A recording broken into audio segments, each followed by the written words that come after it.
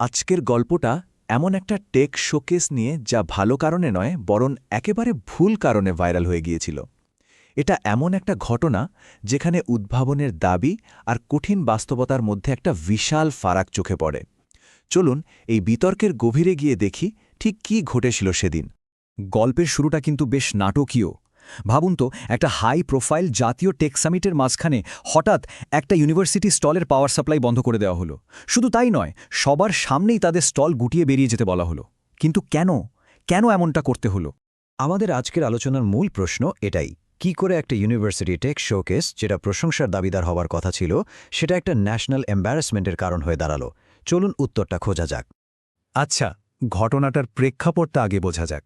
জায়গাটা ছিল India AI impact summit 2026, মানে দেশের সবচেয়ে বড় প্রযুক্তি সম্মেলনগুলোর একটা। আর সেখানে সবার নজর কেড়ে নিয়েছিল গালগোটিয়াস ইউনিভার্সিটির একটি রোবোটিক কুকুর। এই রোবটটার একটা বেশ ভালো নামও দেওয়া হয়েছিল, ওরিয়ান। আর এটাকে এমনভাবে সবার সামনে আনা হয়েছিল যেন এটা ভারতীয় প্রযুক্তির একটা বিশাল সাফল্য, পুরোপুরি ভারতেই তৈরি। আর বিতর্কটা শুরু হয় ঠিক এই জায়গা থেকেই। একটা টিভি ইন্টারভিউতে ইউনিভার্সিটির একজন প্রফেসর নেহা সিং খুব স্পষ্টভাবে দাবি করে বসেন যে এই রোবটটি তাদের নিজেদের সেন্টার অফ এক্সেলেন্সে তৈরি। ব্যাস, এই একটা দাবি পুরো বিতর্কের জন্ম দেয়।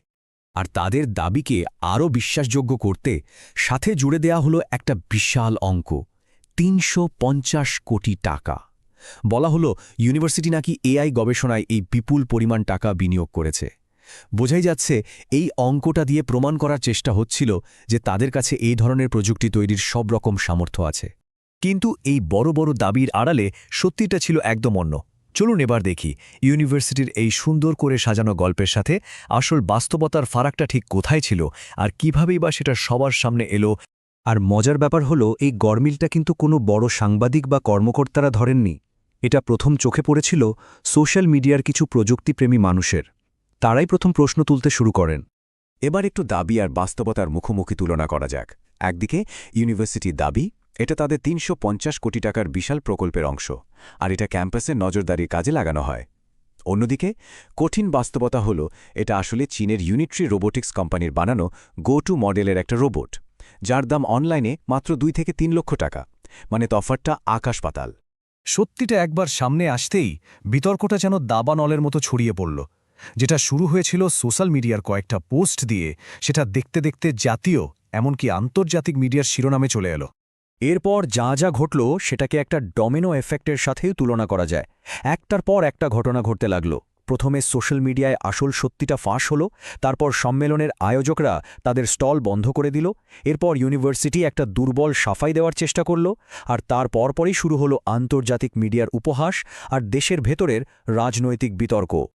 অবশ্যই এত কিছুর পর ইউনিভার্সিটি তো একটা সাফাই দেবেই। তাদের পক্ষ থেকে একটা বিবৃতি দিয়ে বলা হলো, আরে আমরা তো কখনোই বলিনি যে রোবটটা আমরা বানিয়েছি। তাদের মতে যে প্রতিনিধি মিডিয়ার সামনে কথা বলেছিলেন তার কাছে নাকি সঠিক তথ্য ছিল না, আর রোবটটা নাকি আসলে ছাত্রদের এআই শেখানোর জন্য একটা চলমান ক্লাসরুম হিসেবে ব্যবহার করা হচ্ছিল। এই ঘটনাটা কিন্তু দেশের বাইরেও একটা অস্বস্তিকর পরিস্থিতি তৈরি করে। চীনের সংকারী মিডিয়াগুলো এটাকে একটা সুযোগ হিসেবে লুফে নেয়। তারা ভারতের মেক ইন ইন্ডিয়া উদ্যোগকে ব্যঙ্গ করে বলতে শুরু করে যে ভারতের দেশীয় প্রযুক্তি আসলে চীনা প্রযুক্তির ওপর নতুন একটা মোড়ক লাগানো ছাড়া আর কিছুই নয়। আর দেশের ভেতরে এখানেও রাজনৈতিক দলগুলো ময়দানে নেমে পড়ে। বিরোধী দলগুলো সরকারের সমালোচনা করে, বলে যে এটা একটা লজ্জাজনক ঘটনা এবং এর ফলে আন্তর্জাতিক স্তরে ভারতের বিশ্বাসযোগ্যতা নষ্ট হয়েছে। এখন মনে হতেই পারে যে একটা সামান্য রোবট নিয়ে এত আলোচনার কি আছে, কিন্তু আসলে এই ঘটনাটা একটা রোবট বা একটা সম্মেলনের চেয়েও অনেক বড় কিছু প্রশ্ন তুলে ধরে। চলুন সেই দিকগুলো একটু বোঝার চেষ্টা করি। দেখুন, এই একটা ঘটনা আমাদের কয়েকটা জরুরি বিষয় নিয়ে ভাবতে বাধ্য করে। যেমন, মেক ইন ইন্ডিয়ার মতো জাতীয় উদ্যোগগুলোকে সফল দেখানোর জন্য প্রতিষ্ঠানগুলোর ওপর কি অমচম চাপ তৈরি হচ্ছে। দ্বিতীয়ত, বিদেশি প্রযুক্তি কিনে সেটাকে নিজের বলে চালিয়ে দেওয়ার এই যে প্রবণতা, বা যাকে বলে হোয়াইট লেবেলিং, এর ঝুঁকিটা আসলে কতটা। আর সবশেষে এটা চোখে আঙুল দিয়ে দেখিয়ে দেয় যে আজকের ডিজিটাল যুগে সাধারণ মানুষ বা সোশ্যাল মিডিয়া কত সহজে সত্যিটা বের করে আনতে পারে এবং বড় বড় প্রতিষ্ঠানকে জবাবদিহি করতে পারে। সবশেষে একটা জরুরি প্রশ্ন কিন্তু থেকেই যায়, নতুন উদ্ভাবনের এই যে বিশ্বজোড়া দৌড়, নিজেদের ক্ষমতা দেখানোর এই যে প্রতিযোগিতা, সেখানে কোনো প্রযুক্তিকে তুলে ধরা আর সেটিকে নিজের বলে মিথ্যে দাবি করার মধ্যেকার সূক্ষ্ম রেখাটা ঠিক কোথায়? এই রোবট ডগের গল্পটা আমাদের সবাইকে সেই কঠিন প্রশ্নটার সামনেই যেন দাঁড় করিয়ে দেয়, আর এর উত্তরটা হয়তো আমাদের নিজেদেরই খুঁজে বের করতে হবে।